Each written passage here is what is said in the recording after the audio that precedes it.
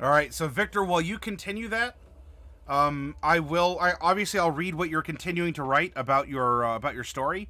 Though I will begin the villain workshop, and I'll be asking for some roles from you all, and let's continue to build the world in which we're going to run this adventure.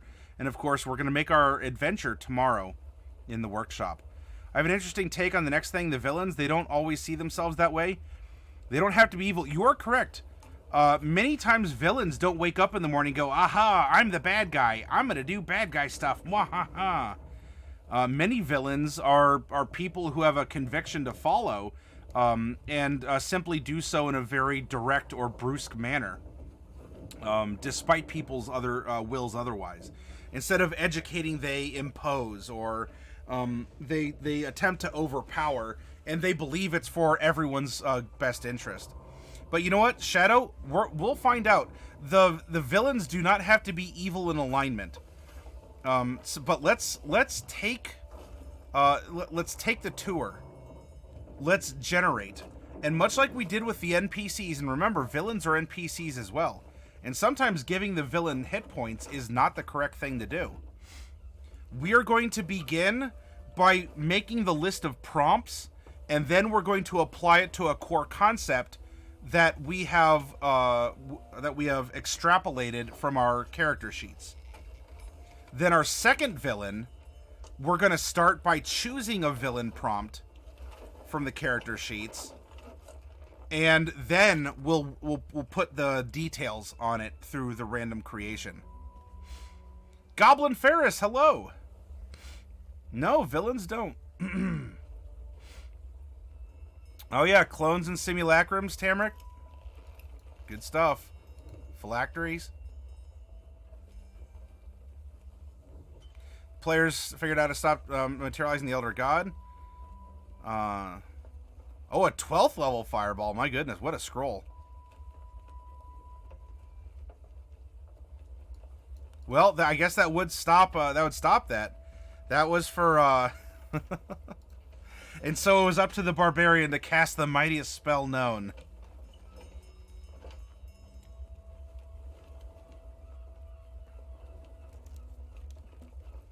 Oh, hey, Spectre Deflector. Thank you for the host.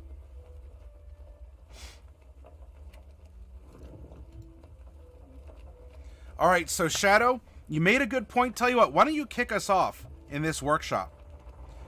Give me a D20 roll, and this is going to provide a broad prompt for our adventure villain, as found here in the Dungeon Master's Guide.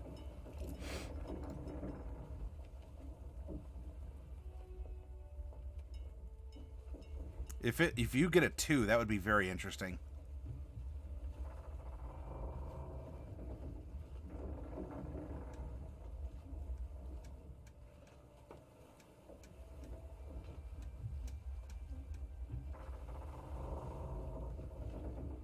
I need a D20! Exclamation point 1 D20. I'm sorry if I didn't say that. I thought I did. I might just be used to saying it, and I thought so. 7. Ooh, an undead with any agenda.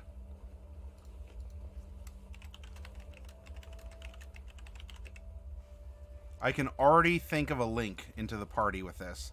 2, actually. 3, actually. Just off that prompt alone. Anyway, let's continue. Now, what is our villain's objective or scheme?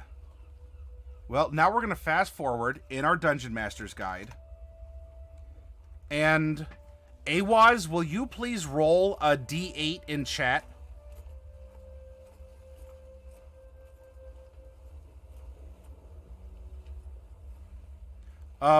So what would be what is a villain of the adventure?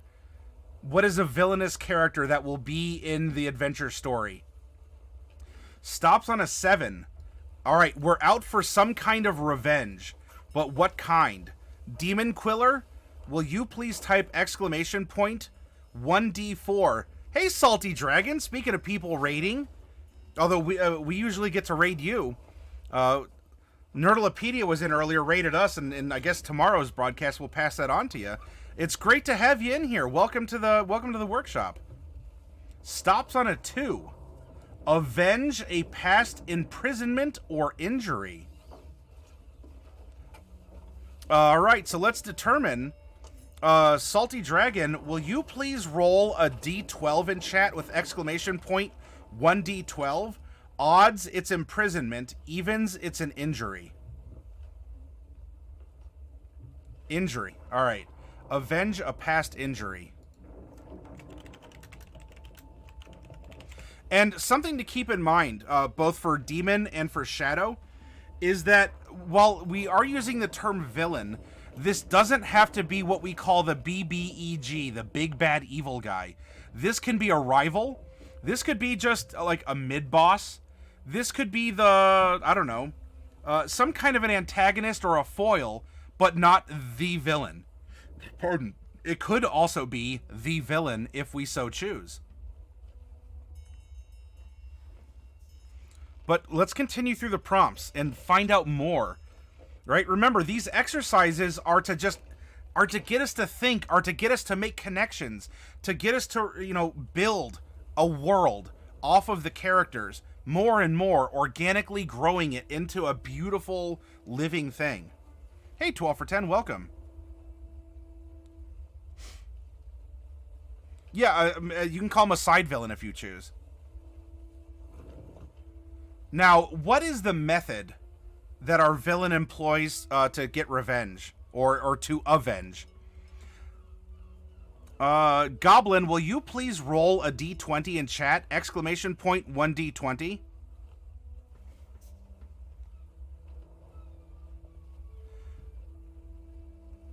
The hermit made a quick teleportation circle.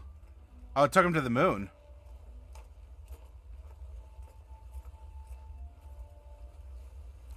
Oh, so, alright, so you took your fantasy to space.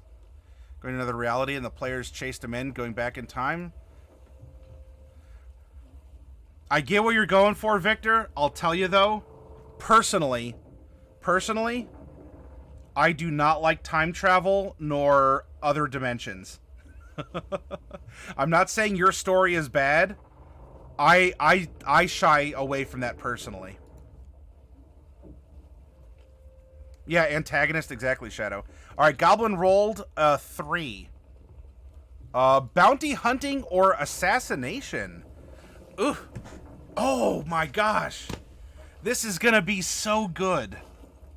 This is gonna be so good with the Golgari faction. The Hunters Guild, I believe. The story writes itself, everyone. All we have to do is open ourselves up to it.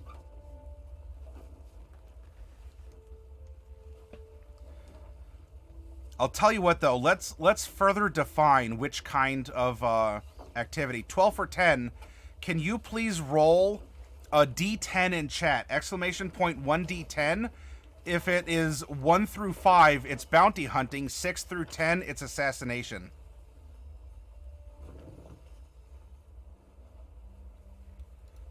Through bounty hunting. So the undead is perhaps a person who might be masquerading as still being alive, has wealth or influence enough to offer rewards to pick off people who has set him up for something. In a sense, we almost have a Skeleton Knight from Berserk.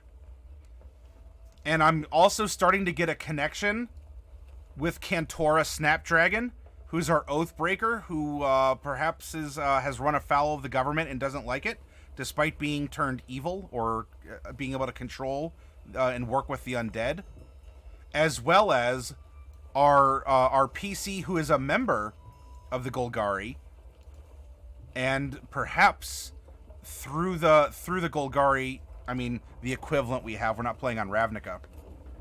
Can command those hunts, because of course, I mean he wouldn't mind necessarily hunting certain people down, and we made an NPC randomly who was a leader of sorts in this Hunters Guild.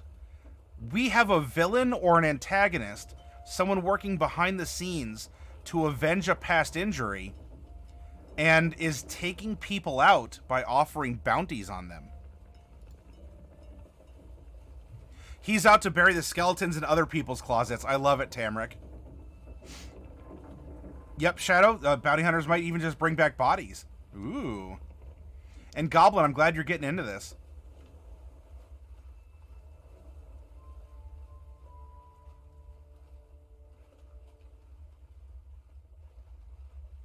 Well, hey, you know what? As wizards do, Victor. Thank you for sharing your story, by the way. Now, what is our villain's weakness? You know, even broadly. I'll tell you what, Victor, we're speaking of evil wizards and such. Will you roll our villain's weakness with a D8 in chat?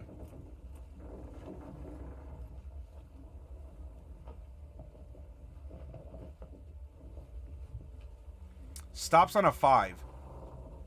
The villain is destroyed if it speaks its true name.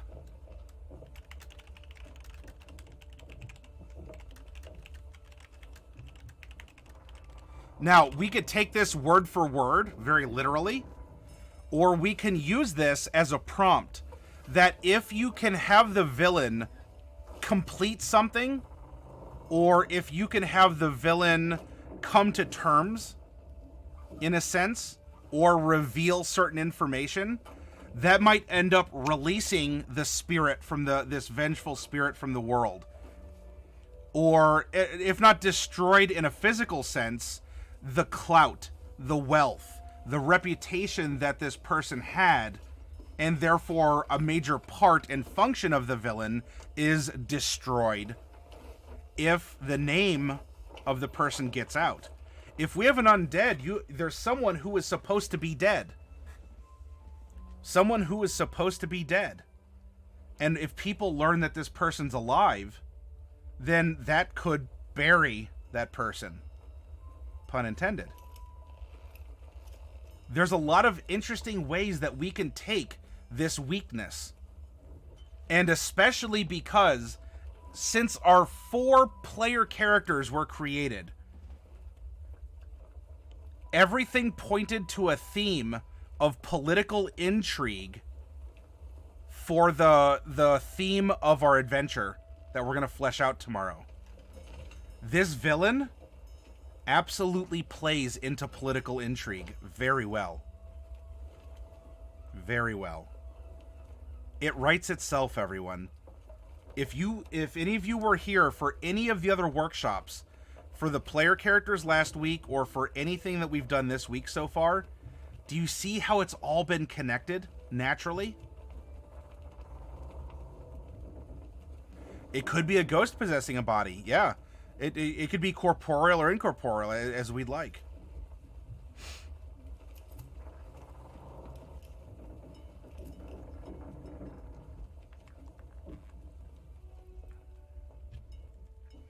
You're welcome to you're always welcome to share, Victor. 12 for 10, you're taking off. Well, thanks for stopping in even for a moment and helping us with this villain. Be well, my friend, and we'll see you again. Now we come to occupation and history. Here is also where we can do a quick character build if we so desire. Yep, later. We can always come back to it if we wish and continue along the lines that, anyone can have, and then let's define the anyone. So for right now, let's leave it open. As well, I will say, the useful knowledge, just like with your NPCs, your villain or your antagonist or your foil or whatever you'd want to call it, side villain, henchman, something like that, a lieutenant, can have whatever relevant information that they need to continue the story, to challenge your players through physical combat or trials, mentally, or especially villains are interesting because they can provide a significant moral challenge. A moral challenge. You know, a horde of goblins, you look at it, you're like, all right, let's put them down. Swing your sword a couple times, hit points go bye-bye. It was a physical challenge, yay. But does a band of goblins provide a moral? Like, yes, they can, ultimately. Anything can. But there's a difference between running a quick gobbo strike, you know, in the middle of the woods, and sitting there in the big final moment. Kind of like what Victor was talking about with the barbarian with the end of the world scroll. The villain can put that moral pressure on a party. Yes, Goblin, they are.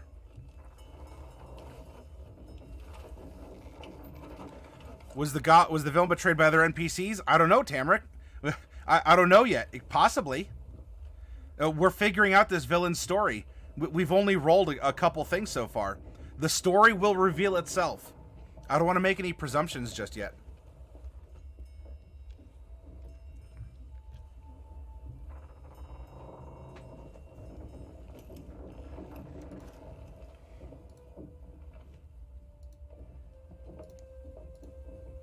What is our NPC's appearance?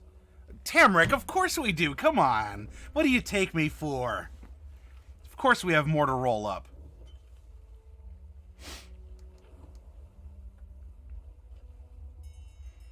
Oh, Driz, of course. In fact, Driz, thank you for speaking up. Tell you what is the appearance of our villain here? I need you to roll a D20 in chat. Exclamation point 1D20. Stops on a 13. Ooh, is also bald. How do we want to take that? Just bald of hair? Bald of skin? Like, as in, like, it's skeletal? You know, how do we want to interpret the bald prompt on our villain? You know, bald could be beautiful. It could even be a tie. Pardon me. It could be a tie-in with something else. Or someone else. What if being bald is a cultural thing? Shaving your head is traditional. Maybe among the orcs. Is this former leader of a bounty hunt, like a hunter's guild? Perhaps the parent who died, leaving the guild in the hands of his or her daughter, who is the bald orc, and she shaved her head as per custom. You see how things can start just growing and growing and growing? And we're building constructively and not through a convoluted where we have to keep a ton of notes. Because our thoughts are natural. Our thoughts just continue to grow off of each other.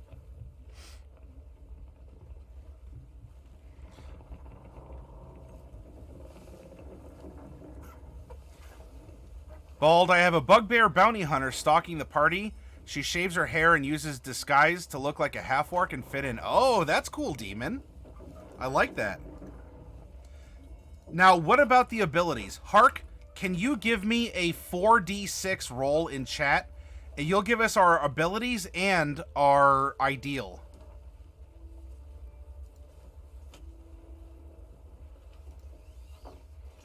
Three, 3, 3, and 3. All right, one of those threes has to, as impressive as that is, Hark.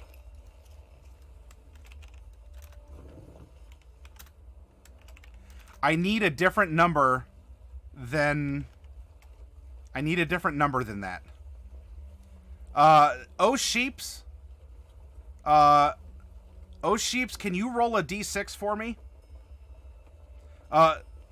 Yeah, Hark, I'm gonna replace it with those sheeps because you got your roll in here, and I want to spread them out if we can. Help share the love a little bit. Well, all right, fine. You wanted a 5, Hark. You got a 5. I see how it is. You and those sheeps are in cahoots. It's like the twos all over again. I love it. I love it. There we go.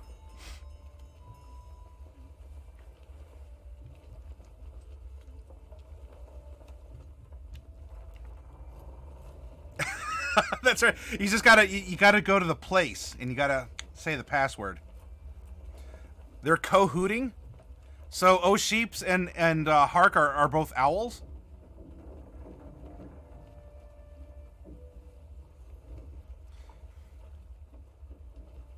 Awaz, I need you to roll a talent. Oh, wait, I'm sorry, real quick, before we get to the talents. We have a strong con. You know what? And a low wisdom. This could very well end up being the parent to the NPC or something along those lines. An inherited low wisdom. Everybody has low wisdom. Oh, owls.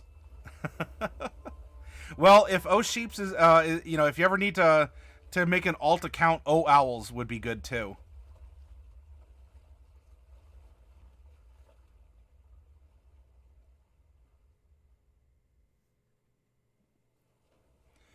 Well, I mean, Victor, I'm reading what you're saying, but I'm also going through the workshop, so I can't always just narrate what you're saying.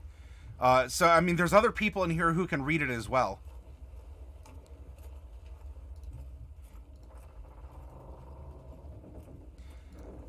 So, NPC talent, or in this case, our villain's talent. Awaz, I need a D20 roll.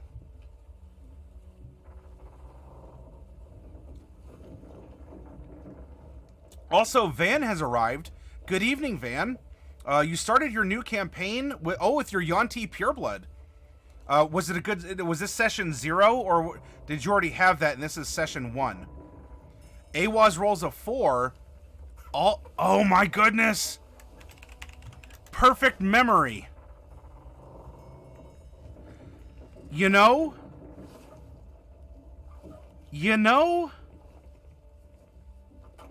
This is eerily similar to our guild leader. And Shadow, was it you? Someone mentioned, what if one of the villains was one of the, well, I guess was one of the PCs?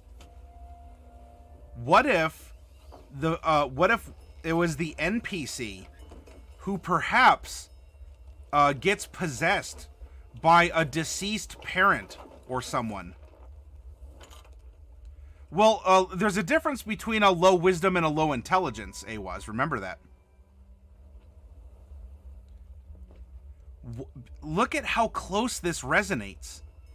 What if our villain, what if our villain is our NPC, but our NPC is not our villain? Does that make sense? Where this undead works through his or her, perhaps daughter, granddaughter, in order to still affect the world. Hence, we have the similar traits. Because look, it could have been any one of these 20. We could have had any combination. Now, the other one was strength and whiz as high and low instead of con and whiz. But still, strength and con can be very closely tied as well. It could have been any 20 of these and we got bald. The story writes itself, everyone. And I think we're going to have a compelling villain in this case that is using the NPC in order to get his or her way in the world.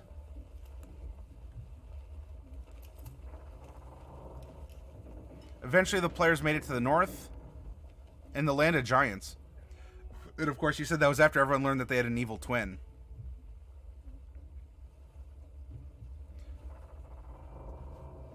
It was session 1. We started at level 5. Oh, a College of Swords bard.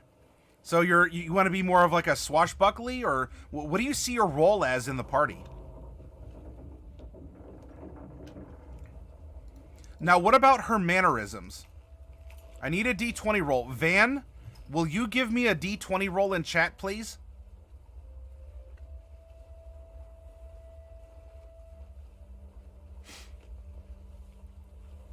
I wonder if we get 16. Van, if you roll a 16, that is going to be that's going to be super creepy. 17. Close. Almost choose something like the other one. However, this one paces. Paces. So perhaps, and you know what? These slight differences. If our NPC is chewing and we present it as such, she's herself. if the NPC paces, maybe observant players will notice you're describing the NPC differently. And at first, they won't think anything of it. But over the course of the adventure, more and more, they might start putting some things together and realize that the NPC isn't what she seems, or at least not all the time. Until we get to that moment of realization where Finkel is Einhorn, and Einhorn is Finkel.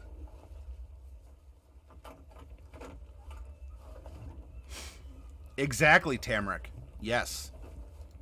Now, how does she interact with others? I need a D12 roll.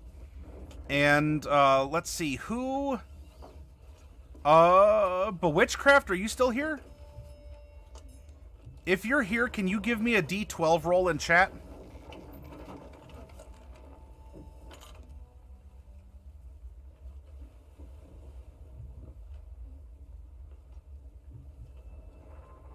Oh, that's right, Victor. I remember you talking about jetpacks and crossing over into your fantasy world. So that's where that happened. This will be an interesting reveal. I agree, Shadow. A light tank and healer.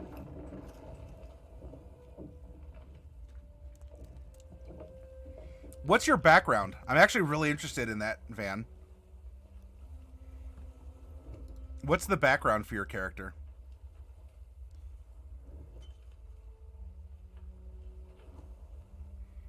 Drizkill, can you roll a D12 for me? Exclamation point 1D12. Nope, you gotta have the 1 in there.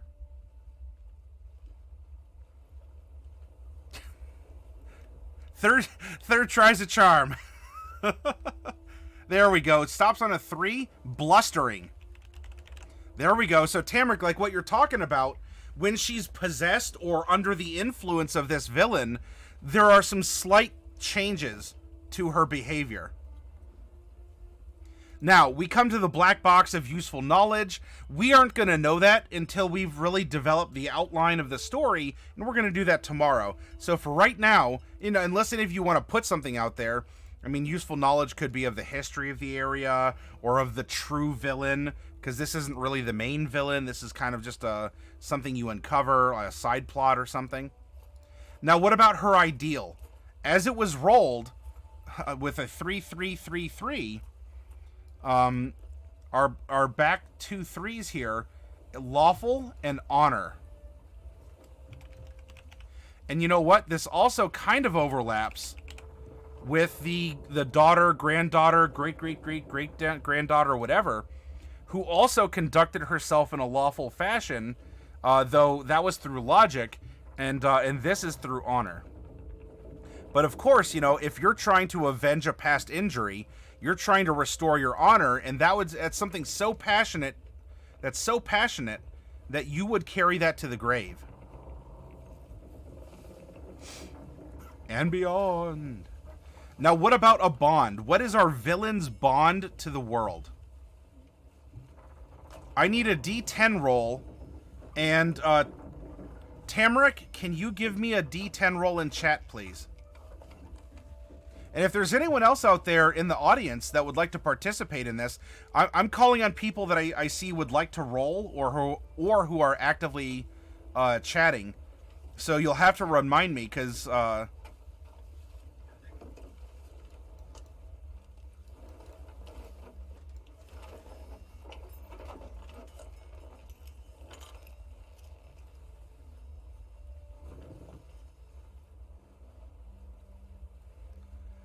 those must be, like, at that point, what, superpowered magic missiles would almost be like photon torpedoes, or like something super scaled up, very, very destructive. But yeah, I like the fantasy sci-fi crossover, Victor.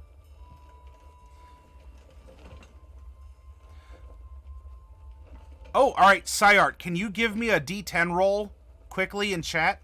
Exclamation point 1D10. Oh, you're an entertainer.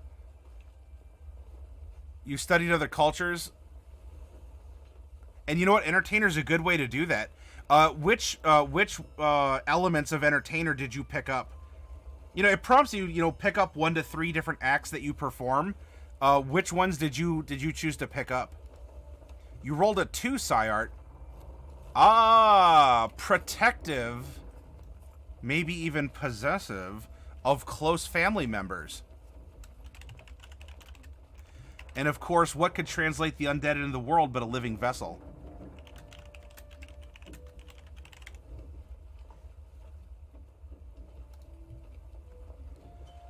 And lastly, what is our flaw or secret?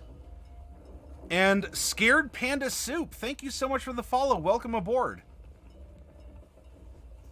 Scared Panda, if you're out there, would you like to roll the flaw or secret for our villain? Hey, Daily. All right, Panda, I need you to type exclamation point 1 D, as in doggo, 12.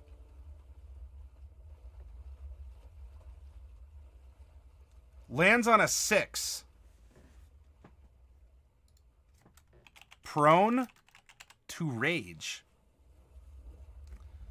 And of course, that's the hereditary curse that runs in this mutant family's line, to the point that the daughter, granddaughter, or whatever is chewing this numbing root to take that edge off, to help calm her, to help her focus.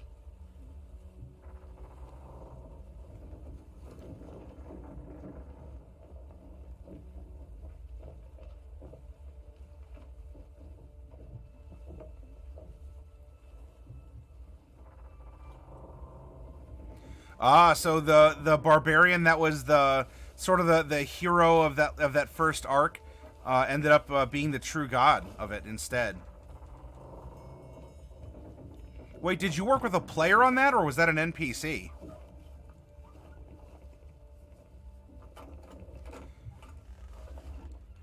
And so if you can provoke the rage of this villain, you might end up getting it to show its weakness, or to drive it from the host. Sword swallowing, dagger juggling, and mock swordplay worked better with being in the College of Swords. Oh, wait, so did you just go pure entertainer, or did you take the gladiator variant?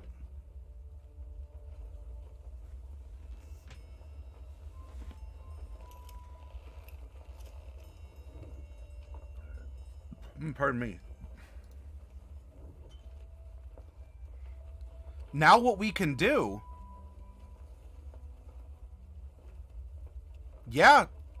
I mean, if she's a drunken master, and it doesn't have to be alcohol or performed exactly like it, but if, you know, maybe if you have too much of that stuff, then maybe during that unconscious time, that's when the undead relative looking to avenge an injury slips in and does some bounty hunting.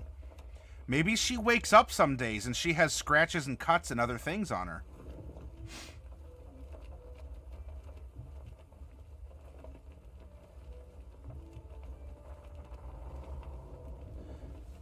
Based on everything here, do we have to go back and go to the random roll and see, well, are we going to get an orc, or are we going to get, you know, if we got a barbarian, if we rolled a 1 on a d12, you know, would that fit exactly to the prone to rage? Not that wizards can't rage.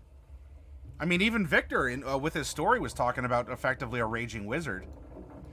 You can if you wish. I think this villain is fully developed from the prompts that we have made alone.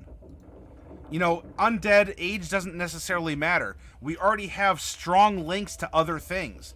I think she's a developed villain who now has a strong tie to an important NPC in our story, and through the NPC and the PC is going to be a strong influence on Walshud as well as Wofax. And even Cantora, who's going to be an anti-hero style character that commands and works with the undead, and that possibly she's the judge of someone. Remember? I judge people. Hang on. I judge people by their actions, not their words. The anti-hero who's bitter against this government might work with the undead, who is probably amoral in its actions through the relative. But as the living relative wants to become friends with Cantora, Cantora may not initially return that friendship. However, her paladin senses tingle because when our NPC approaches, maybe there's just a hint, a whiff, magical or otherwise, of undead influence. And of course our Oathbreaker, bing, bing, bing, bing, bing. I'm an Oathbreaker paladin. Working with undead is what I do. And so we have our antisocial anti-hero. Well, not necessarily antisocial. Very anti-hero. Here we have our anti-hero who ends up being the redeemer of the NPC, thereby possibly redeeming herself as the story goes through its arc, as the adventure continues. She finds purpose and peace. She helps out someone, despite being able to use her powers otherwise. She eschews them. And that may be what redeems her back to being a simple, good-hearted farm girl from the experiment she was put under this evil dictatorship that we were creating. For any of you who are new to the channel, you're like, what is this dude talking about? How can I follow along? I understand. It could be confusing. What we're doing is simply the next step in a several sessions long, like a session as in a broadcast, right? A workshop. Several workshops long, where we're just building a world bit by bit. We're taking our Legos and we're playing with them and having fun. And everything we're building is building to a story, even off of random prompts and dice rolls and a little bit of imagination. And look at this. If you're confused, but everything in us is making sense, or that you're like, wow, they've made those connections, I bet that took forever. Heck no. We spent a couple hours a night in a workshop rolling random dice and saying, oh, it'd be cool if ... And look at everything that's coming from it and how closely knit our story and our characters and our villains and everything is. And we haven't had to break a sweat. We haven't had to go out of our way. We haven't had to toil and worry about the connectivity of things. It's all happening naturally, and because we're taking it one step at a time, if we need to step up and make a pinch decision, we can do so with confidence as dungeon masters because of this process that we've undergone. Does the villain fight the same way as the NPC? Difam? Now, is it die or like a doi? Does it fight the same way? Maybe not. In fact, we could even roll for that. That's a good question. You know what? I'll tell you what. Maybe there's a couple aspects. If we already know that we're going to make her an orc, like her daughter or granddaughter or whatever, there's some details we'll fill in, but maybe, just maybe, the way that it manifests as far as an applicable class and subclass could be different than the relative that this undead possesses. And, oh, you went pure entertainer, Van? All right, Tamrick, have a great night. Thanks for joining us. So if we lean into greater ghost or other type of possession undead, it works. How do Panda asks, how do you usually make names for NPCs or PCs? There's a lot of different ways. You can always use a random name generator or suggested names in the book. Those aren't bad. Though, if you want something more personal, I don't know, take your name.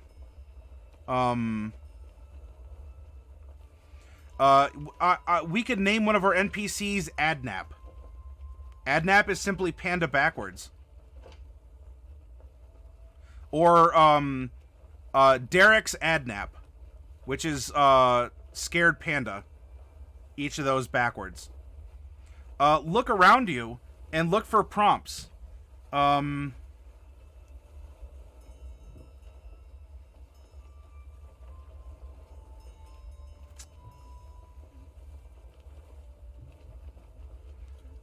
Arc Gerveb. Arc Gerveb. Where am I getting that from? I'm getting it from Sparkling, and then I'm looking at Garev. Garev. Or even EVE if you want. Arc Garev.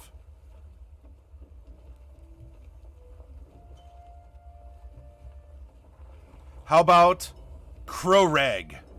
Kroreg, and then you meet in the middle. What about,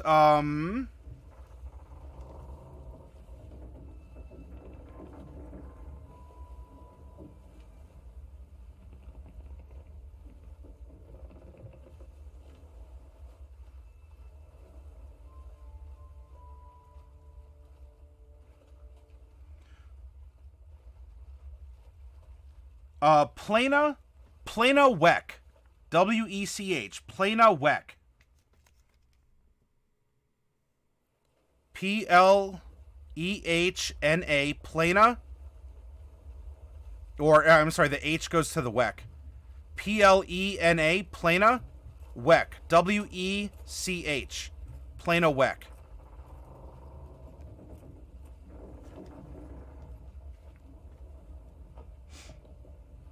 Yeah, you know, I'm pretty good with a blade. As your NPC introduces him or herself, I'm pretty good with a blade. Everyone calls me Sharpie. And yet here at my desk I have a Sharpie because I label boxes people get with bits and donations through the stream.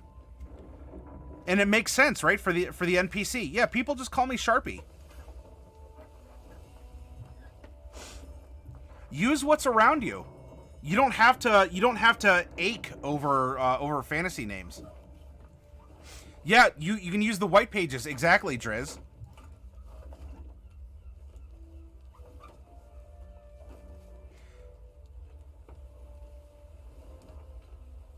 All right, Doifam, will you please type exclamation point 1D12?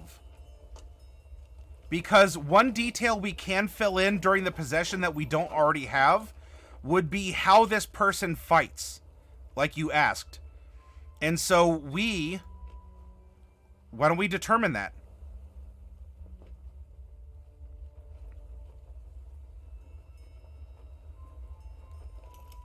Goblin says, this stream was a great thing. Was really trying to make my villains more interesting, and it's a good method. Do you make character sheets for your villains? Not usually, Goblin. If I actually have to apply stats to my villain, I'll find a monster and reskin it. But many times villains, if you give villains hit points, they really stop being compelling forces. All right, you rolled a 2? Ah, a bard. So we have a monk, and of course monks can learn an instrument as a part of their training. However, when possessed, the relative that is possessing our NPC orc fights as a bard. And in particular, let's see, we have 5 different bards. So let's go, Goblin. Will you please roll a d6 in chat for me? Exclamation point 1d6.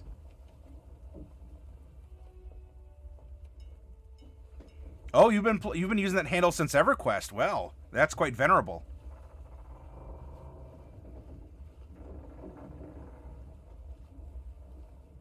Clanking? Yeah, you can have puns and stuff too. You rolled a 1. A glamour. Oh, jeez. So, I mean, we are talking about someone who is possessive, is a bit of a diva. And here's the secret. If you're the DM of this adventure and you don't like this, just choose one if you want something else.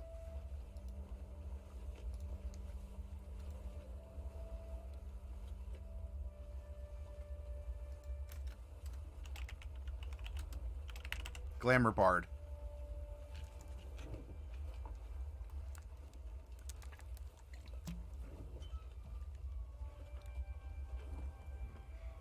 And you know what? We could even go so far as to look and say, you know, what did this person do in life, if you want? And to do that, roll up a background. Roll up backgrounds are people's first jobs, their hobbies. They're what they did before they were full-time adventurers, or arguably still practice. Now we're talking about perhaps a long dead relative, maybe not so long dead. Now I think we can get an idea if it's a hereditary position to inherit the leadership of the hunting guild, which we've reflavored the Golgari guild from the prompts that we've gone through in prior exercises. So that was probably it. But if you're ever stuck, roll it out. Just randomly roll it out. And trust in yourself.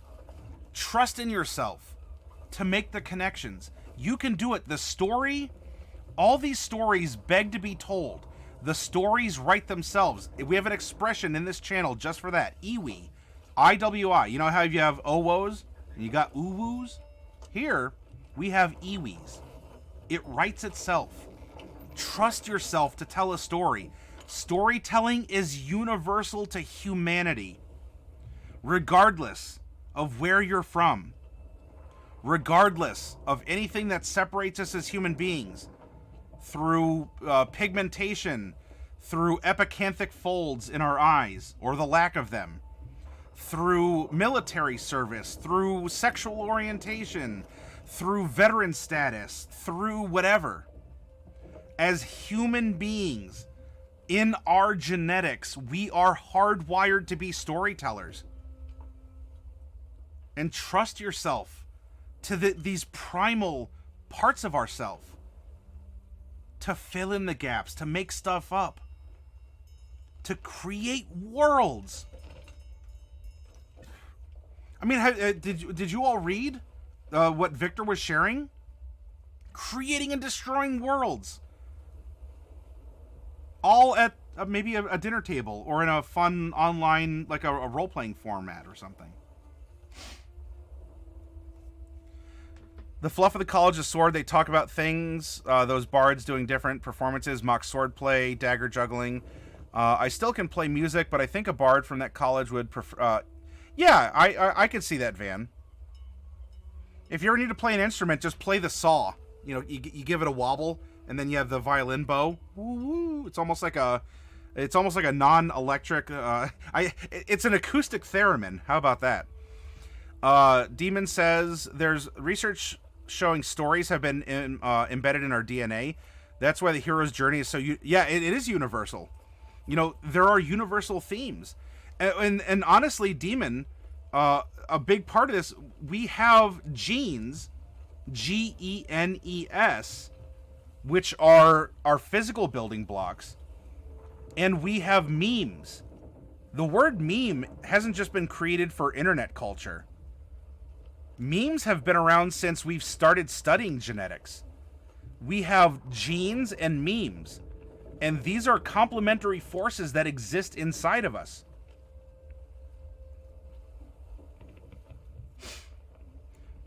Why do we feel sad? All right. What I'm going to bring up, I don't want to pick an emotional scab with anyone. I'm speaking respectfully and directly about the topic at hand. What is a reason, if we boil it down, that we feel sad when someone we know passes away? It's because, or a reason for it, and even a big reason, their story has stopped for itself with that person. And the story, while we can continue the story as best we can, and for as long as it can last, but their story has stopped. That's why we feel loss. That's why we might fear the future. That's why we start scrambling to remember the good times. Because there is life in the story. The story, arguably, is life.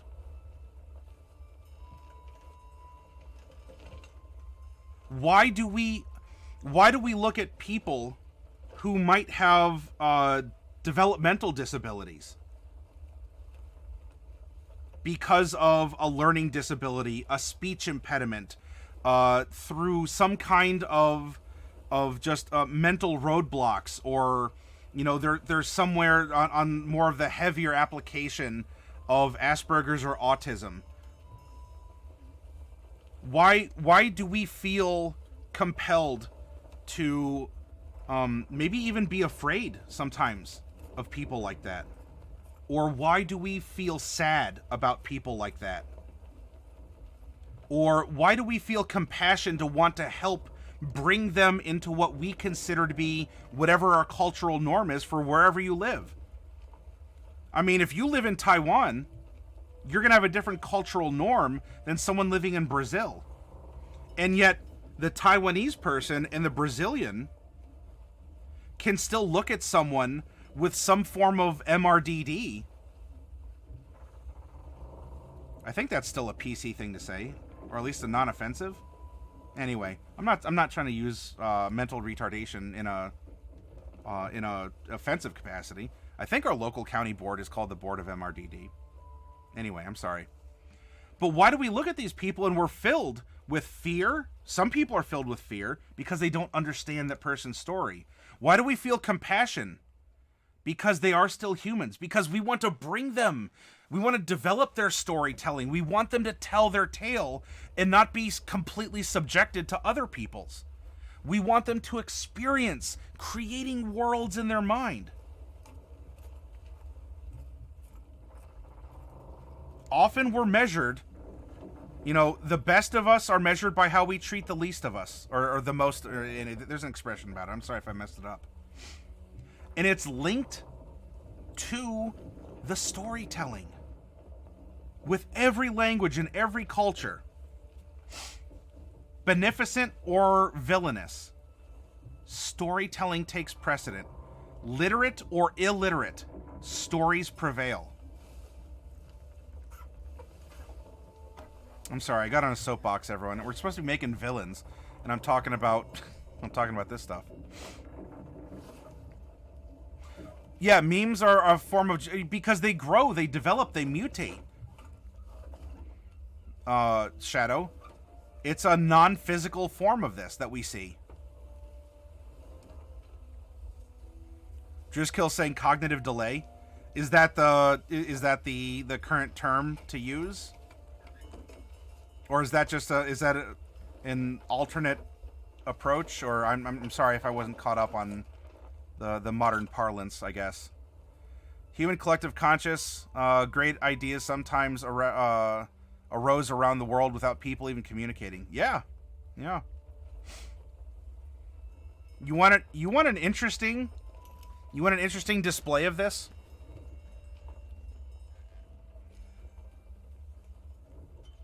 Have any of you gone to a Chinese restaurant in your hometown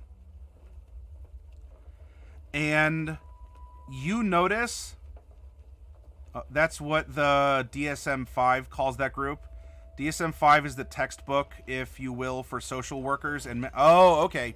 Well, thank you for letting me know, Drizzkill. I appreciate it. I like being aware of what what things have developed into, or the linguistics, and I try and be aware of it as best I can. So thanks for the heads up on that. Cognitive delay. And you know what? If I ever mess up and I say something different, let me know. I'm a big boy. I'll take it. Sometimes you gotta repeat it a couple times. All right. Here's your example. You go to a Chinese restaurant in your hometown. What do they have? Maybe they have General Tso's chicken. Okay. Maybe they have some lo mein. Maybe they have fried rice, with peas and carrots. And they have I don't know, what else would they have? And they have crab rangoon. Now, have you ever been to the Chinese restaurant one town over? It might be run by a completely different family. Have you noticed that Chinese restaurant has General Tso's chicken, fried rice with peas and carrots, lo mein, and crab rangoon. Huh. Have you ever gone out of state? Have you ever gone out of state and eaten at a Chinese restaurant? And they've had lo mein, General Tso's chicken, crab rangoon, fried rice with peas and carrots.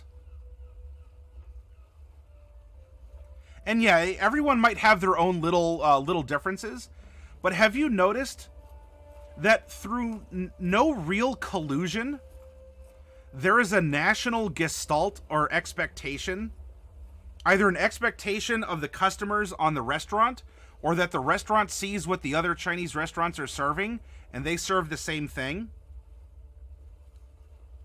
Now, I could be wrong. I don't think there's a central convention of Chinese restaurateurs that get together and set their menus nationwide without the benefit of like a McDonald's franchise to coordinate menus and the distribution of General Tso's chicken through supply chain management. And yet, almost anywhere you go in the country, I would be willing to wager you can find General Tso's chicken, lo mein, fried rice with peas and carrots, and crab rangoon.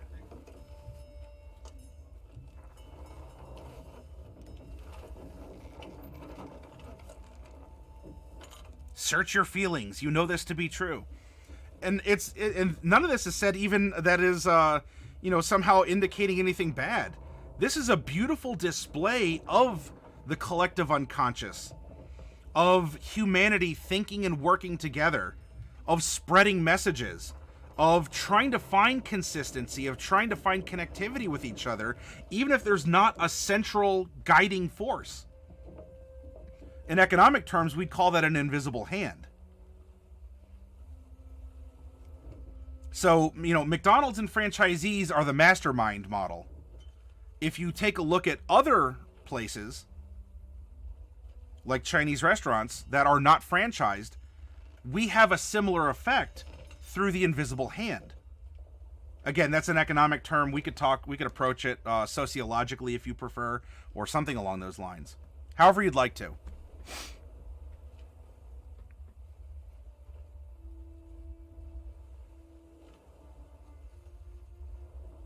Yeah, Shadow, you're correct. Chinese food here in the States is not Chinese food. It is Americanized. It's an American expectation of Chinese food. Now, does that exist, Driz, or are you just having fun? Or are you just having fun? Ba ba ba ba ba ba ba ba ba. Da da da da da da da da. Straight up now, tell me, is there really an NCMO?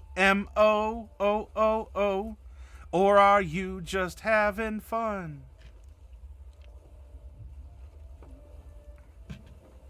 Anyway, we're supposed to be talking about D&D and making villains, and now we're having a socioeconomic discussion, civilly, that hopefully isn't riling up too many people with the expressions that we're making on this channel. This is why, everyone. Ladies and gentlemen, if you play Dungeons & Dragons long enough, you might as well have an honor at least an associate's degree in several disciplines. And you know what? If you play Magic the Gathering on the side for a couple years, you could probably get an associate's degree in contract law. Anyway. Yep, exactly, Shadow. Sacred, what are you looking at to see NPC stuff and how to get each part for their character? Sacred, I made this, I just went in Word and I made this worksheet, and I made it off of the content that is readily available in the Dungeon Master's Guide as a set of tables to take you through a process. And so I've turned it into a worksheet, and we're just going down and filling in the blanks as we go along, applying the random results to what we already know about the world. And these worksheets, you can download these for free on our Discord. The content in the workshops we make At the end of the week, I upload it into Discord. There's no secret memberships, or you don't have to pay for it. You can download the characters if you like. You could download these sheets if you want to do these exercises at home. It's all available. I want you all to use these tools. I want you to think and challenge yourselves. I want you to take that harsh edge off of DMing where maybe you were concerned before, but now you're not. MTG also helped with programming. Exactly, Shadow.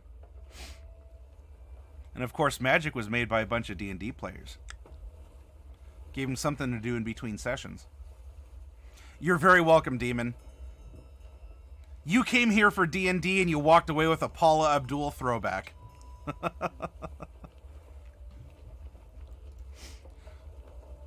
So here we go. We've made our character, right? Now, this character, this villain, we took the approach that we are going to generate the prompts and then we're going to apply it to a concept, not to this one. We're going to apply it to the concepts that we have found by extrapolating the data given to us by our players.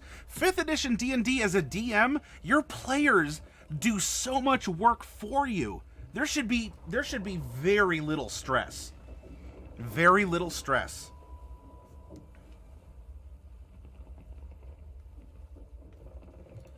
All of this is based on the predication that 4 of our friends came to us with a character they wanted to play, and we're simply drawing the information off of it, and look at the cohesive world we've built. Now, we're gonna do the same thing but different. Let's choose a villain prompt. Let's choose a villain prompt and get the core identity of the villain first, and then we'll randomly roll the elements to fit atop it to challenge ourselves. Does it work like this as well? The answer will be yes. But let's go through the exercise anyway, all right?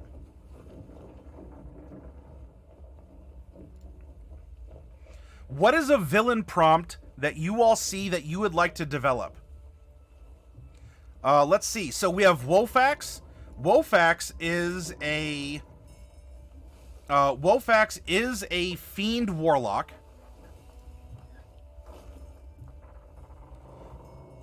And one of the villain prompts could be his own patron. You know, even in the player's handbook, it's pretty straight up saying that people who serve fiends as warlocks might often just come to an end by their patron. Because the patron's just using them to burn them out, and then they're going to get their soul anyway, or most likely.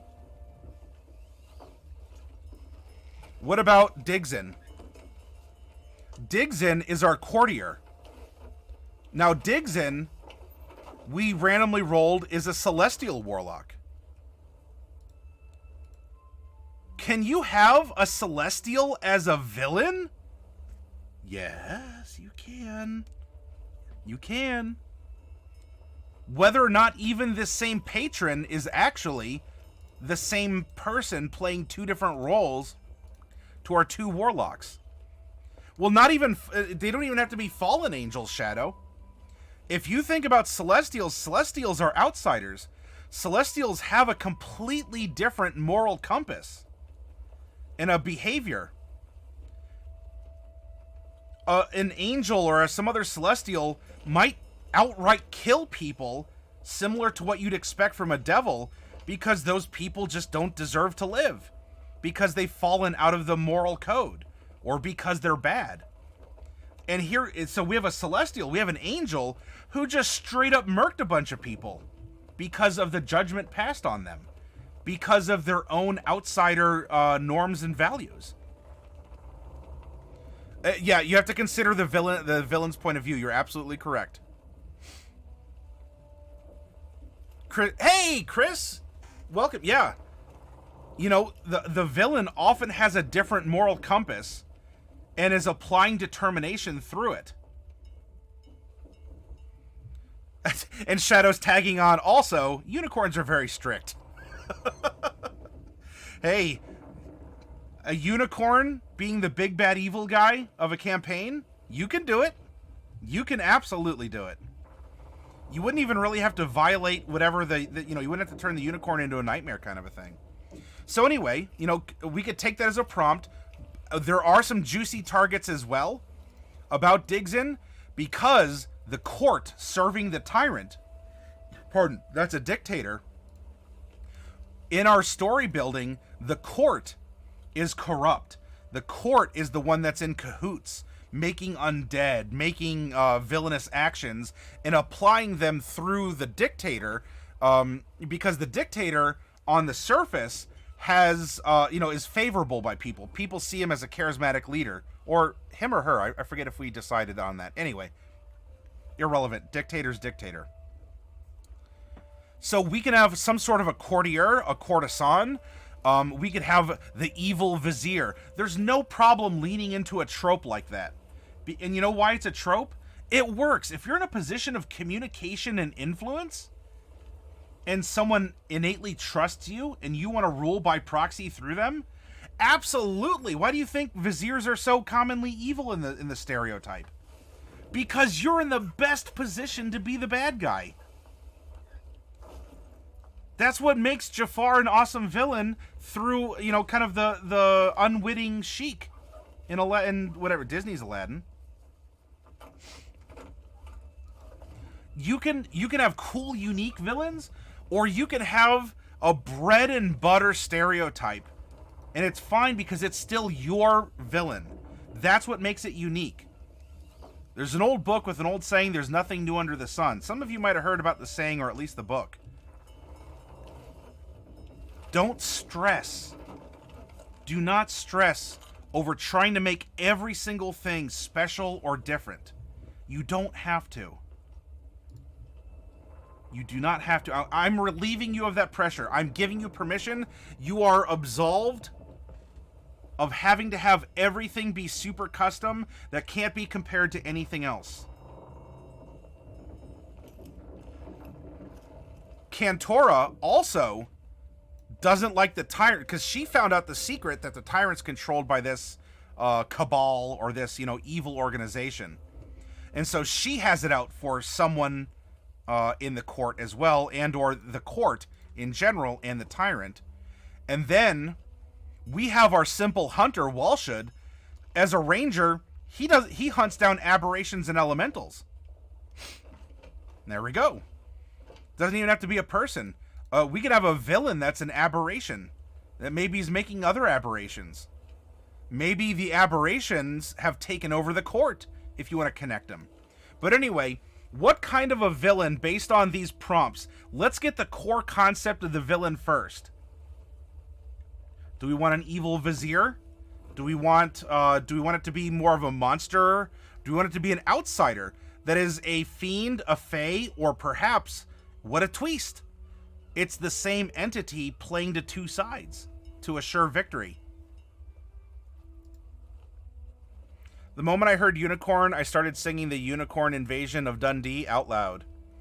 Panda says, the timing of me coming into this broadcast is insane. My friends and I are just getting into a new campaign. I'm recording it so we can go back and see how we each play and improve our storytelling abilities. Maybe at some point we might release it. That would be awesome, Panda. And Panda, I'm glad you found us, especially because we are primarily a Dungeons and Dragons workshop channel. And if you join us on Discord, I don't know if you had, I saw someone generated a link. We have a mentor network on our Discord. So if you ever have questions about building stuff mechanically, like encounters, or if you have a question on, so does the proficiency bonus go up on character level or class level, things like that, we can talk about it. There are people who are volunteering to be mentors who want to step up and help other people.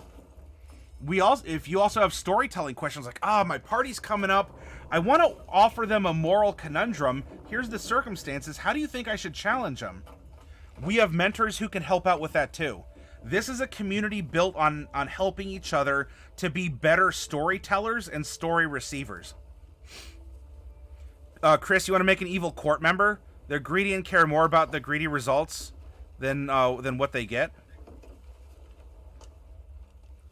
Yeah, so if you find the RP workshop or the RPG workshop, that might be the place to go for those types of questions. If you like who we are when we're streaming, Panda, I think you're really going to like who we are in our off time also on Discord. The ruler is secretly a Rakshasa.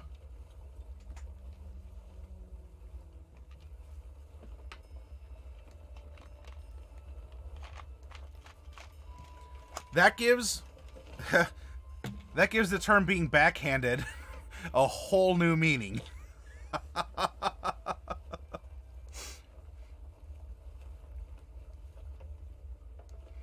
All right, so it looks like going for like an evil court member. So our adventure, our occupation or history, the ultimate leader, manipulator of the dictator, who is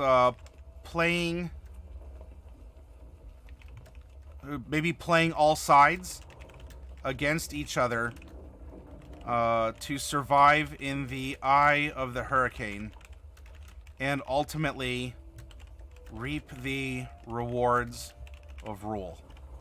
Bum-ba-dum. One sentence, it defines the core of our villain. Yeah, it does. Yeah, it doesn't even have to be. Yeah, exactly, Chris. Exactly. Whereas before we made the prompts and we applied the prompts to a core concept. Now we're going to start with the core concept and let's apply the concepts to it, and we're going to use our minds. We're going to make this work. And when I say make it work, it's not like we're going to be kicking and screaming and we're going to have steam coming out our ears from thinking too hard. Here's our goal. All roads are going to lead to it. Let's lean into it. So, Panda Soup, I would like you to get us started. If for any of you playing along at home, I want you to open your Dungeon Master's Guides to page 74. Class, come on now. Scared Panda Soup, I would like you to roll a D20 in chat. Exclamation point 1D20.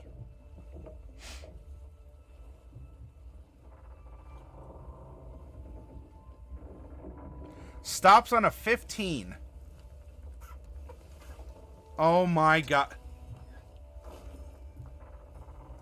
This is... You trust the story. Hello? Hello? Hello?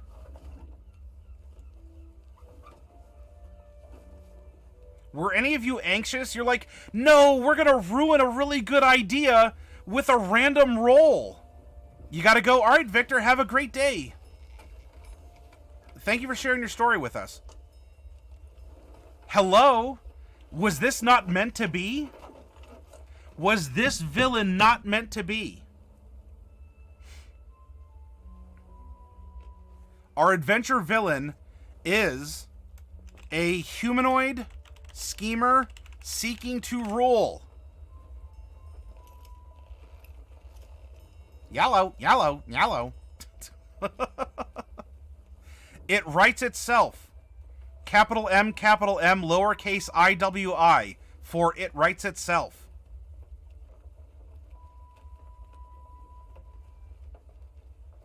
What is our scheme? Let's go to page 94.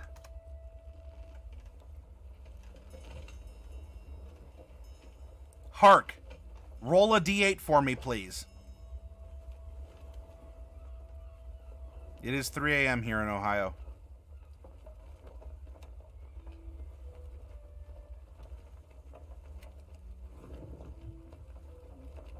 Yep, Shadow, you are correct. It's 3. We're going to use magic. What kind of magic? Van, I need you to roll a D6 in chat, please.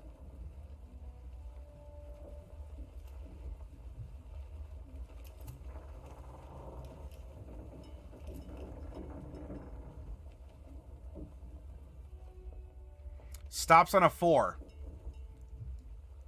It offers sacrifices to a deity.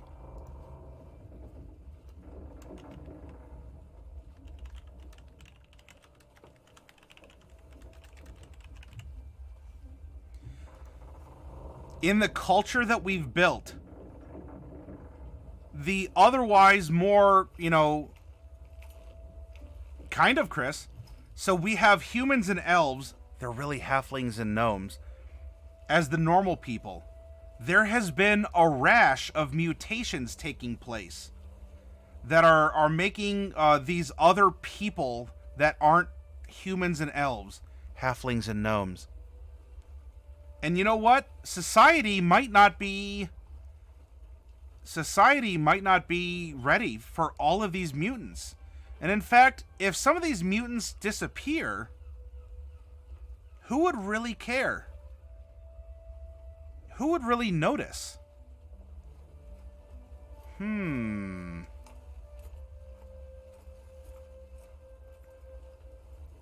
Ferris, perhaps. Perhaps there could be crossover there. Now, what is the method? What is the method our villain employs?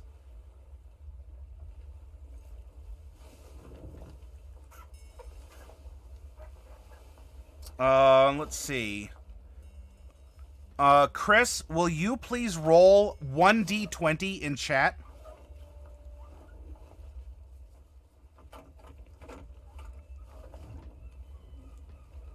Well, Demon, we have had some interesting rolls. 17. Theft or property crime.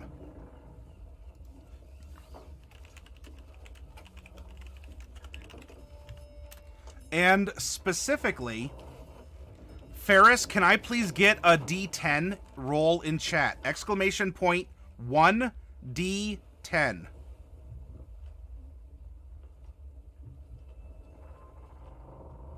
Stops on a 7.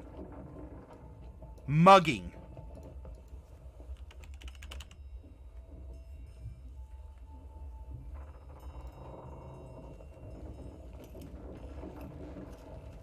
Do you know what our settlement has a lot of going on right now?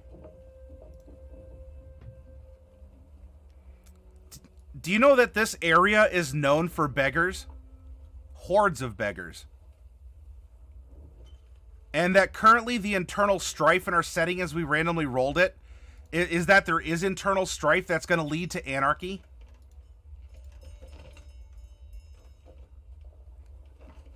You're correct, Shadow.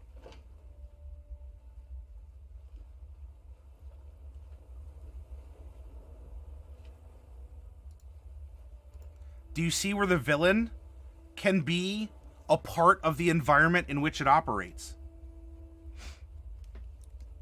Chris, you see? Now we have a villain's weakness. Shadow, will you please roll a d8?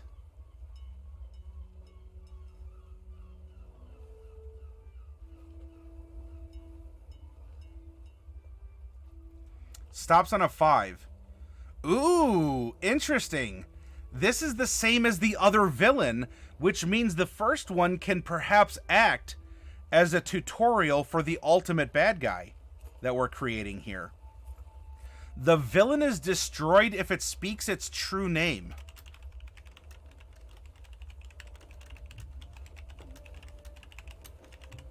Now, again, destruction could be physical. Destruction could be through reputation. It could be financial destruction. It could be political or legal destruction as well.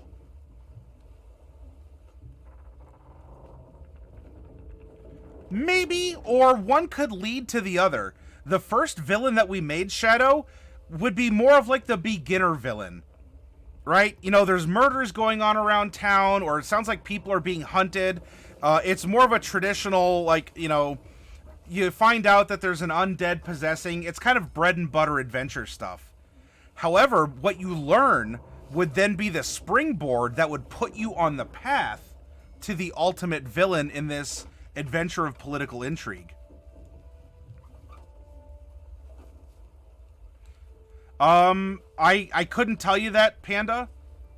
You'd have to, you'd have to scan your own, or you could get it through, D&D Beyond. There are some SRD, system resource documents, that would have information and charts as well.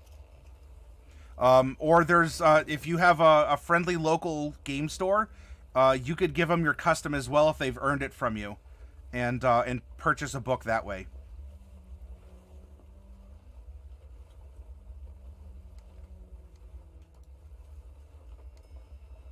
Now we have, what is the appearance? What is the appearance of our ultimate villain of our political intrigue adventure? Demon Quiller, can I please get a D20 roll in chat? Exclamation point 1D20.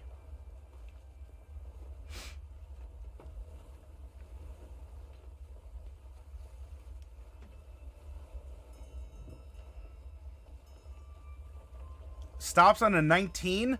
Exceptionally beautiful.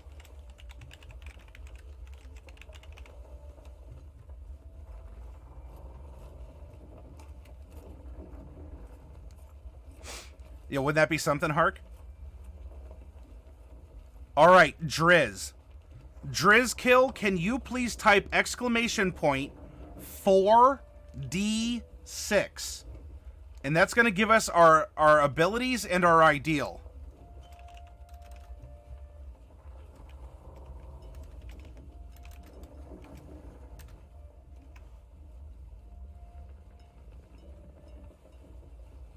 Three, 3, 1, 5.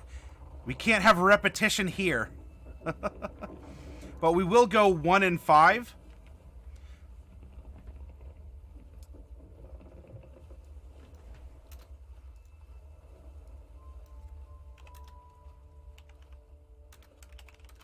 And let me get let's get someone to re-roll. Let's see. Victor went to bed. Who else do we have? Who else hasn't rolled yet that would like to? That's out in Chatland. Grimvex, are you out there? Good morning to you, by the way. Yeah, they're back for round 2, Hark. Syart, can you roll a 1d6 in chat for me?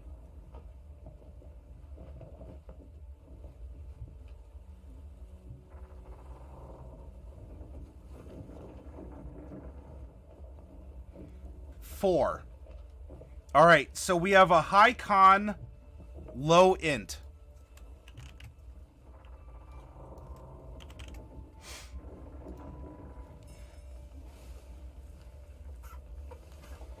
We're making Gaston. Is Chatland near Salt Marsh? Perhaps, in this setting.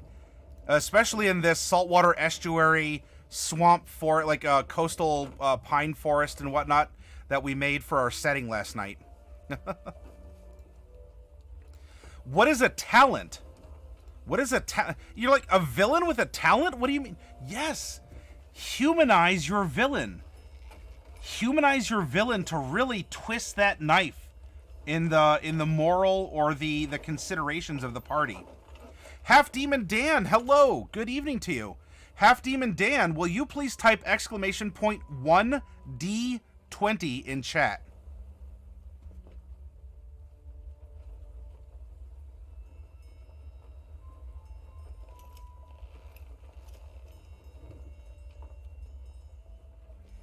Stops on a 12 and sings beautifully. Is not only exceptionally beautiful, but also sings beautifully. How does our villain express? What is an expression of our villain? Who else do we have? Ferris. Ferris, will you please roll a d20 in chat? 1d20, exclamation point 1d20.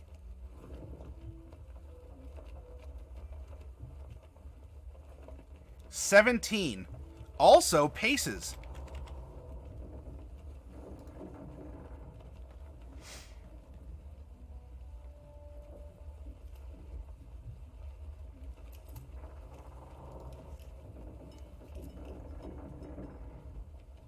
Now, what about our interaction with other people? The villain, yeah, both the villains pace. Who else is out there that hasn't gotten to roll yet? Refry, Dysfemist, Goblin Ferris, are you still out there? Mr. Plunderloot, Raz.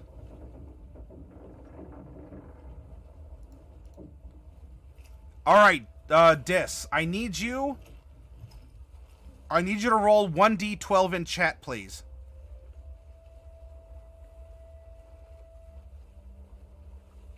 Stops on a 6. Of course we would be friendly.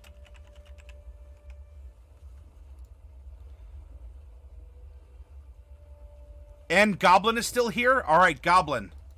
Now, I don't know the knowledge just yet about what our BBEG would know, but I'm sure we're going to meet the BBEG almost first thing in the adventure, and it's not going to be revealed till later. Yes, of course a friendly villain. Why make enemies when you can make friends? Your friends are much more willing to do the things you ask of them, and you don't have to hide their bodies.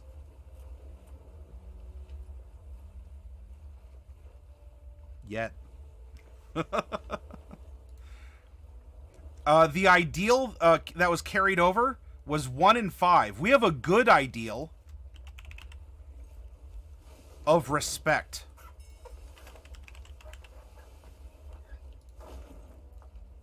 Scar wanted respect. And everything Scar did was for the sake of the pride. And he was very friendly. He was very friendly. Heck, he even made friends with the hyenas. He was an ambassador.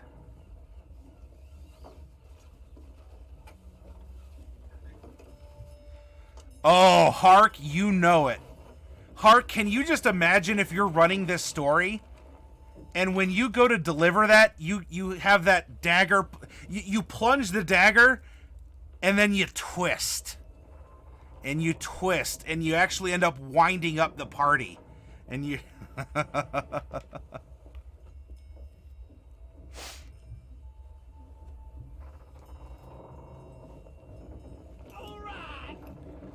Legendary Action Official is raiding with a party of 18. My goodness.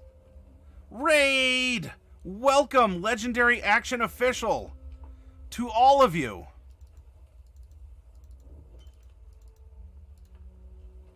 Welcome, welcome. We have another panda in here. Oh, we have 2 pandas in chat. That's awesome.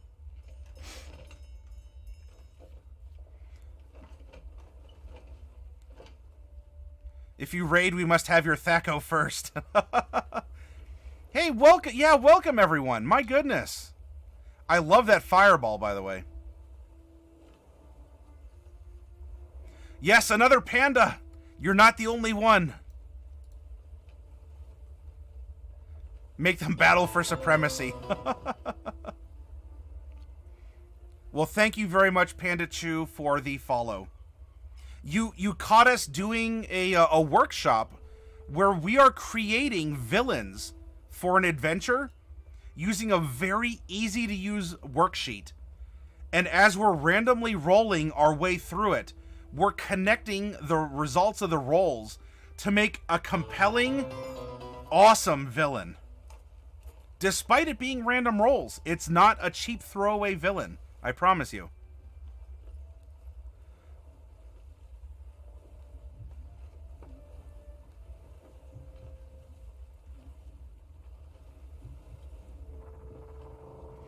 Alright, so we have a humanoid schemer seeking to rule. The objective or scheme is offers sacrifices to a deity through magic.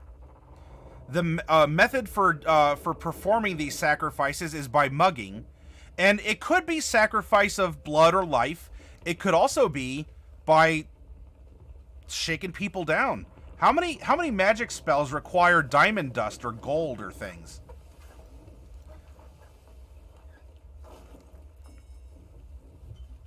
Of course, Malachi.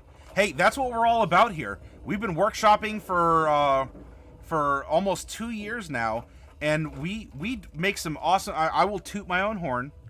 toot toot, we make some awesome characters. We make NPCs. We make settings. In fact, all this week we've been making an adventure.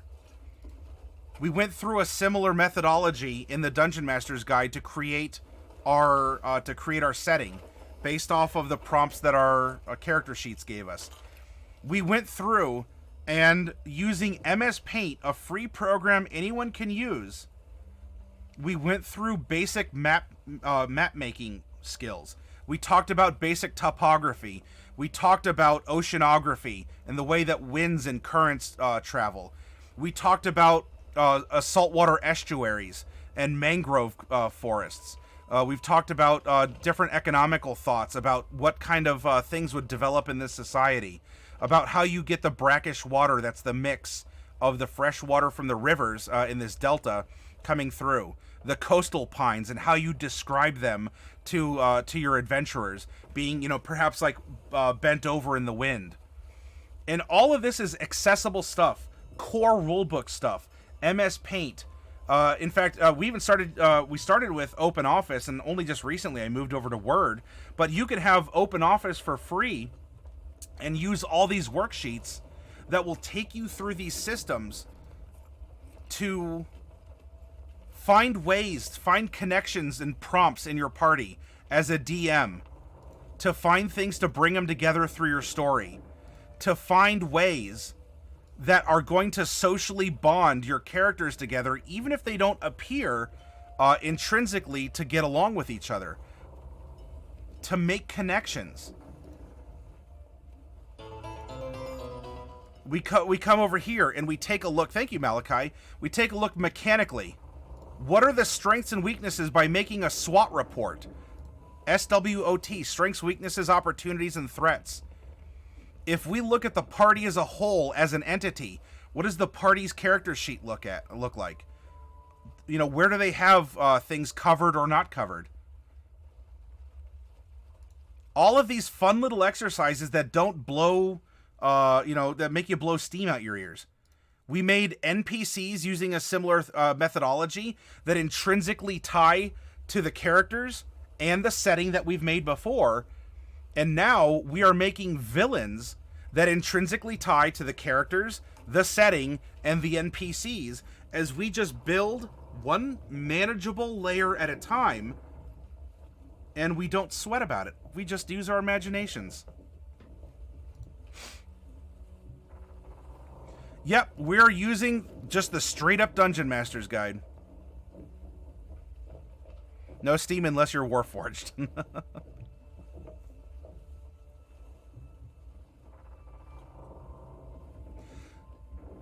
DM Green of, is that LA Los Angeles or LA Louisiana?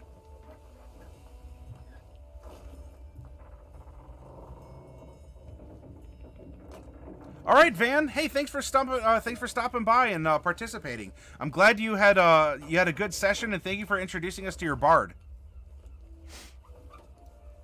So our villain also is exceptionally beautiful and sings beautifully, and has a habit of pacing. He or she is also very friendly, and despite being the villain, has a good ideal of respect. Earning respect, getting respect. Maybe this villain sees that other people aren't offering the proper respect and is going to make them respect others.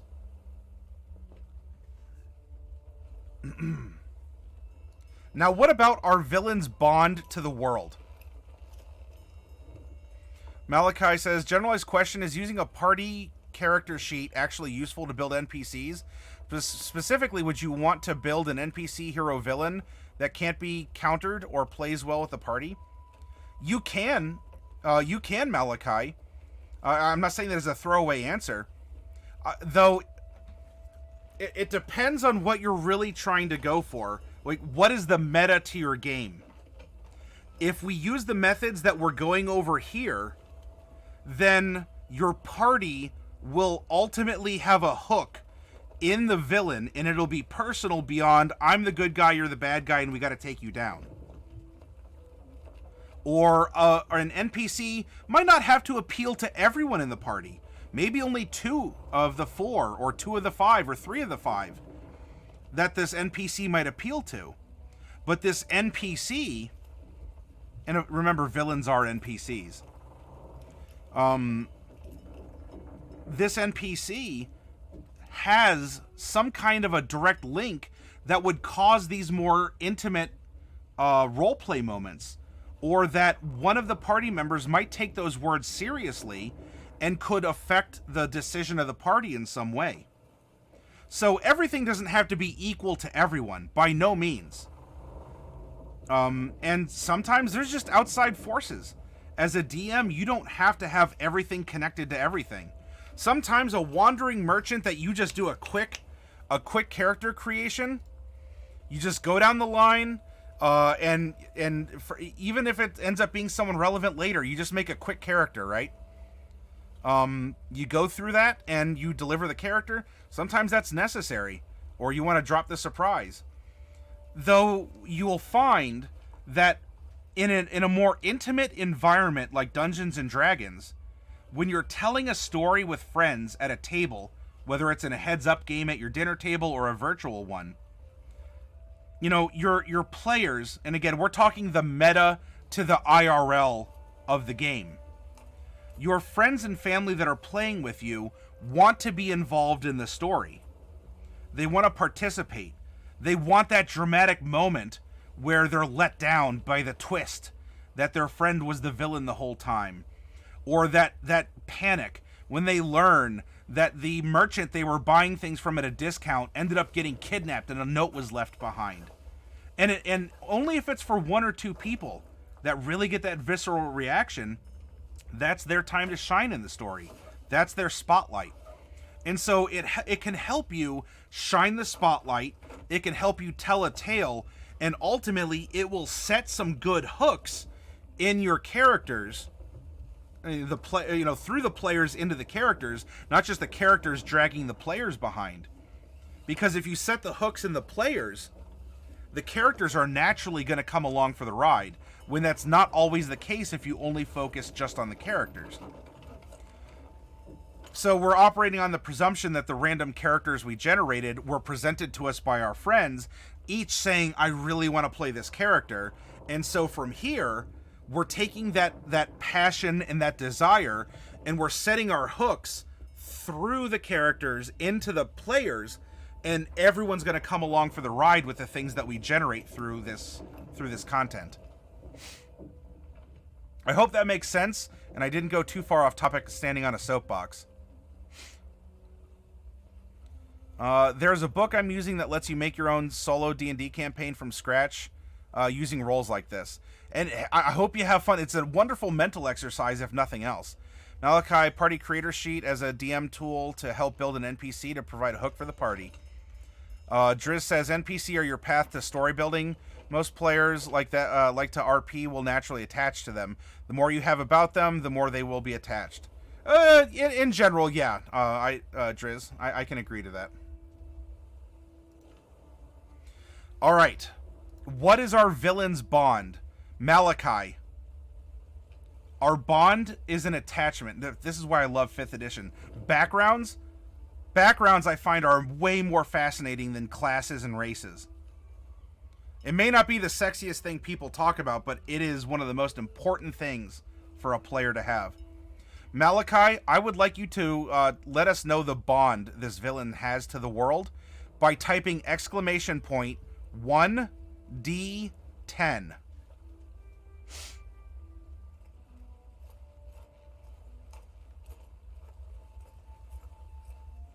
Stops on a 6.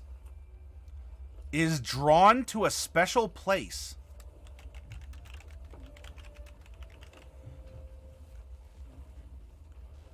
Is that special place perhaps where the sacrifices to the deity are being made? And for any of you who've been along for the workshop so far, Ferris, it could be the lighthouse, or what did we say that the dictator, and thereby the one pulling his strings, decreed? Eins Gotcha. All right, Shukan, I'll pull that for you in just a minute. The dictator decreed anyone passing this line would be facing an extra tax. Out here, yes, the monument that has the religious library on top. And as we determined yesterday, again through sheer imagination and random rolls, has been slowly losing more and more people because supplies aren't coming out as frequently and are more expensive, and it isn't being supported by the government. And the dictator built a huge statue blocking a lot of the knowledge and things on this monolith out at sea from being seen, because instead you're looking at the dictator. And so there are less boats, there are less eyes, there are less questions, and there are more resources in knowledge and deific contact abilities when you have to worry about less and less people in this religious library. It writes itself, everyone. This random villain that we just generated is tapping naturally, organically, into the content we made last night and the night before, as we're just taking simple steps to build our story.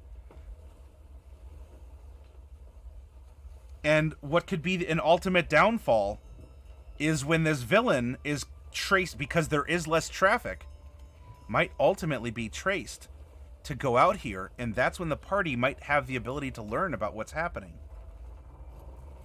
Absolutely, Ferris. Absolutely.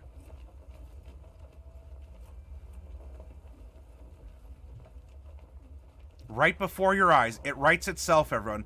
Shukan, I want you to bring it home. What is a flaw or secret to our villain? Will you please roll a d12 in chat? Stops on an 8.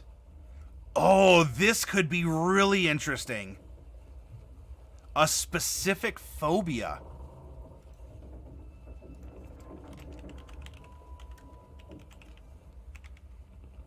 Now, there's not necessarily a particular list. Oh, time for me to get a short rest. Need those hit points back. Driz, thank you so much for joining us in the conversation and by being a part of the community here. I really appreciate it.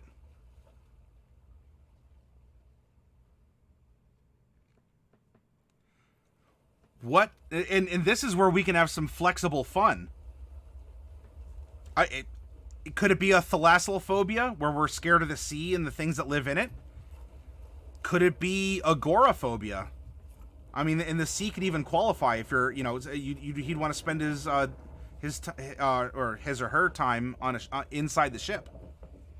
Could it be, I don't know. What could it be? We could make it up. We could use it as a prompt until the time is right. We could determine it and leave a series of clues that the Vizier always seems to avoid the color green because it's an unlucky color. Or that's what everyone says.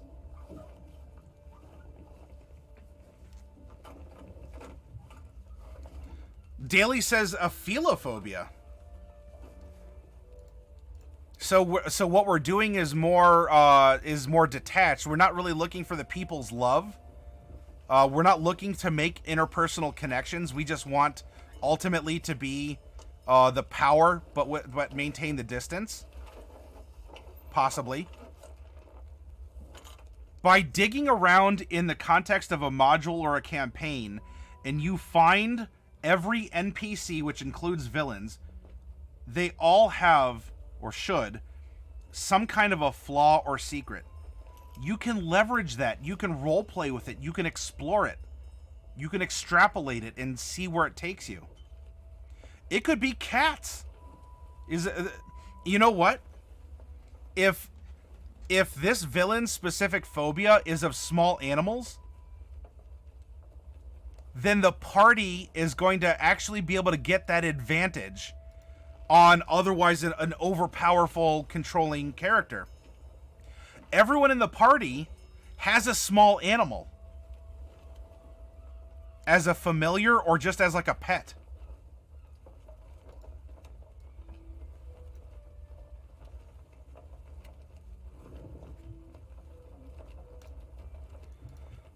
And so the thing that perhaps was always on the sidelines throughout the adventure, yeah, my beast attacks, says the Beastmaster Ranger. Or, yeah, my familiar goes and listens to the window 3 stories up and tells me what's happening or whatever. Here we have these pets. And the pets might actually be the ones that can bring down the villain. That's a heck of an identity. My goodness.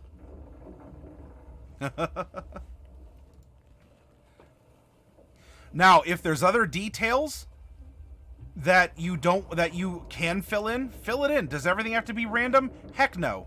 For purposes of the workshop and the lesson, we made it random. If you want to know, how does the villain go about this? Roll the background for an occupation or a hobby. Or if you want to know maybe how the villain would fight in the final conflict, let's do this. You're very welcome, Panda. Thanks for hanging out with us. Let's do this.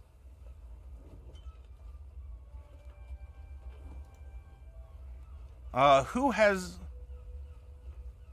Da Fuzzy Man?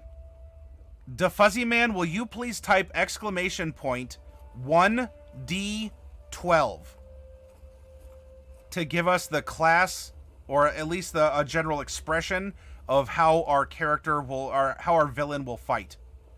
Stops on a 6 as a monk. Oh. If we get Drunken Master, I will flip out. I mean, I absolutely love it. It could end up with a monk duel, or at least with the NPC being able to fight monk to monk. I don't know if any of you played MGS4, but I had manly tears at a certain scene in the endish part of that game. I'm just going to leave it at that. Now, what I need... Ikiru Gaming, thank you very much for the follow. Ikiru, if you're out there, I need you to type exclamation point 1D8.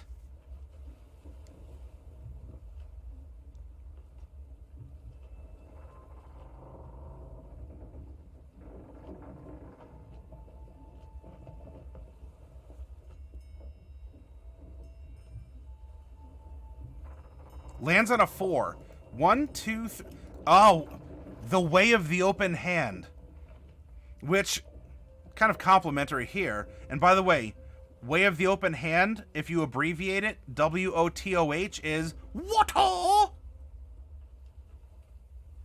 We're going to have, apparently, a bit of a monk's duel before the party can bring down the villain proper. Now, for thematic purposes, you're the DM. Do you want to make it a Drunken Master like the NPC? Do it! You don't have to stick with a random roll, but let's do this.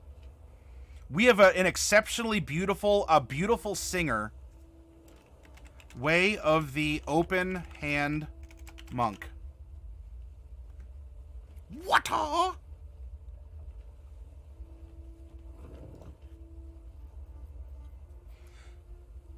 Be well, Syart. Thanks for hanging out with us. Hey, Tobias, welcome. Oh, I hope your rescue mission went well, and thank you for listening. I hope we weren't distracting you too much. But here we have it, everyone.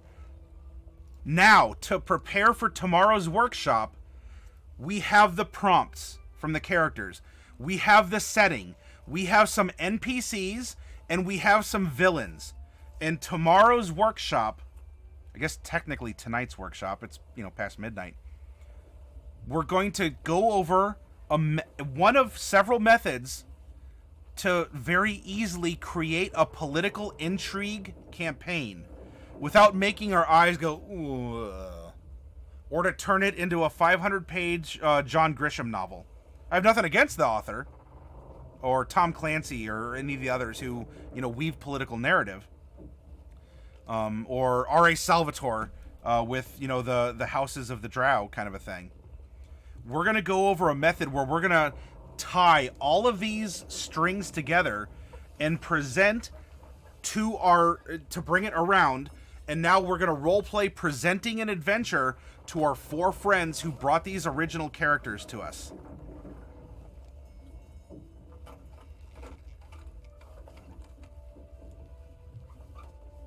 Oh, that's great. I'm glad to hear, Tobias.